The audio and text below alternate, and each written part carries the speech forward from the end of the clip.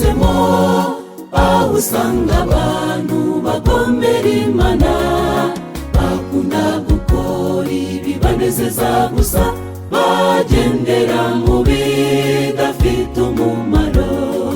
Ariko igihe kiri hafi Yesu akaza, aje kujyana bamwiteguye. Mbese urumva uzahungira hehe? Ukazaba tungutse ku bicu. Gerageza utunganye umwambaro wawe, uzamusanganire ntabwo bawo ufite.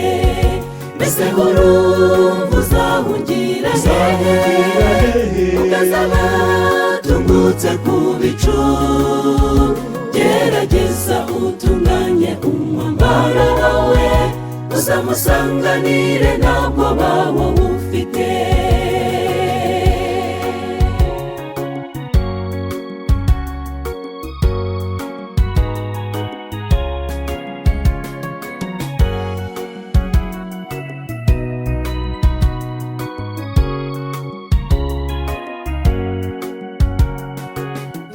Kitwereka ko igihe kigeze, indwara z'ibyorezo zaduka buri munsi.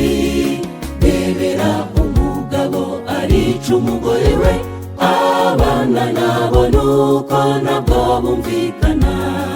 Ndetse no mu nzu y'Imana Satani araza, akabateza kutumvikana.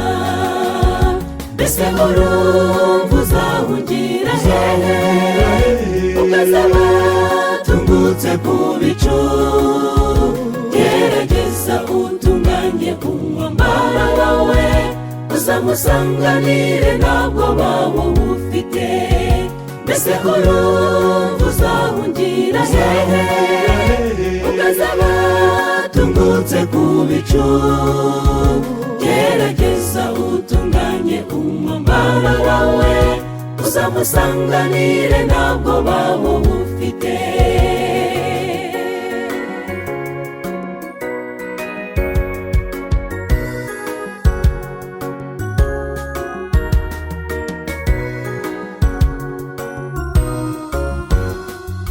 Genzura neza uruhande uhagazemo, nusanga warayobye ugarukira Imana.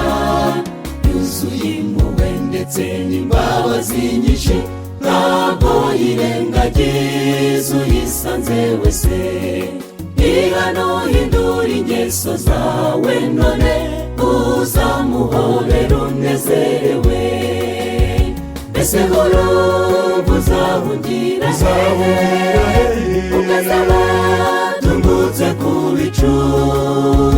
Gerageza utunganye umwambaro wawe, uzamusanganire ntabwo bawo ufite. Mbese urumva uzahungira hehe? Ukazaba tungutse ku bicu. Gerageza utunganye umwambaro wawe, uzamusanganire ntabwo bawo ufite. Mbese urumva uzahungira hehe? Ukazaba tungutse ku bicu. Gerageza utunganye umwambaro wawe, uzamusanganire ntabwo bawo ufite.